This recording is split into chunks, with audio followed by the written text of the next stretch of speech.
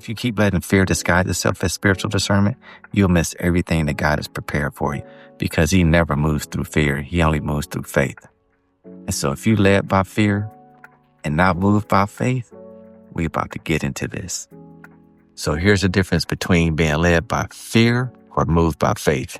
Those people who are led by fear, this is where they operate, right here. Doubt and unbelief. They're asking those questions. What if I fail? God won't show up. I need more proof. What kind of proof do you need, really? Just ask yourself that, because you've been around so many people who have powerful testimonies and you've seen God operate in their lives, but for whatever reason, you still need more proof. Even though you woke up just to see this video, you still need more proof. Paralysis by analysis. That's the last place that you want to be, because now you're starting to overthink. You're doubting yourself. You're wondering, do you have everything you need? Is this the perfect time to move and operate? Come on now. Sometimes those things happen when you drop your pen. Self-reliance. Now you're dependent on yourself. You're acting like you don't need anybody else. You're isolating yourself as well. That's the last place you want to be, is when you're isolating yourself. And now you're not hearing or receiving not only God's word, but people around you who actually care about you, who want to see you flourish. Shrinks your purpose. Now you're starting to have those feelings of self-doubt, low self-esteem, wondering if you're really worthy to pursue the things God has called you to do.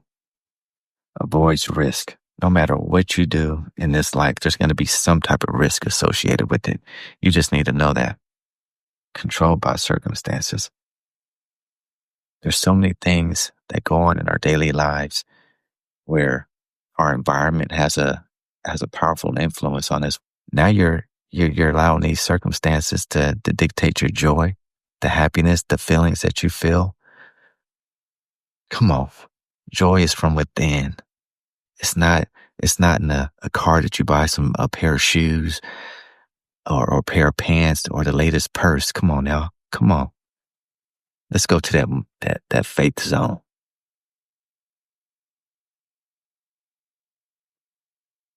Voila.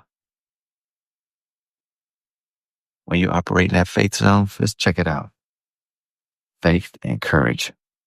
You're no longer asking, what if I fail? You're saying, what if God moves? Because you already know how God operates. Even if I fail, he'll show up. Trust despite the unknown.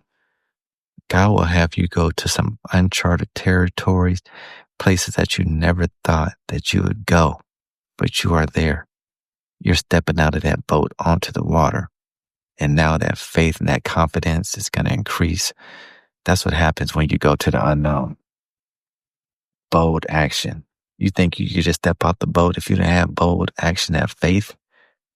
God dependence. You're no longer relying on yourself. You're relying on God, because you know that God is a source of your power, your strength, your vision. He's going to start. Look, this is powerful, because God is going to start opening doors. And through that spiritual discernment, you're going to start understanding when God says move, stop, speak. Come on. That emotional strength, that is so necessary, especially in this day and age, because you have to constantly renew your mind. Yesterday is gone. Today is a new day. Expands your purpose. You never know how God is going to move. Expanding your purpose, check this out. Imagine all of a sudden you started baking. Now you have a bakery. Now you have multiple locations. You're providing job opportunities for other people, but you're baking so much good product, right? You're satisfying that palate that many people want. Satisfied because of your baked goods. Now all of a sudden your bakery has turned into a franchise. The thing is, you just never know how God is going to use and elevate you. Faces risk with peace. That's because you're trusting, you're taking bold action, and you're relying on God.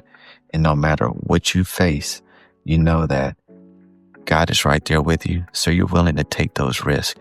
There's a difference between healthy and not healthy risks, right? Those healthy risks, that's all about God. Because you know that you're going to be anchored in God's truth. That's the number one thing.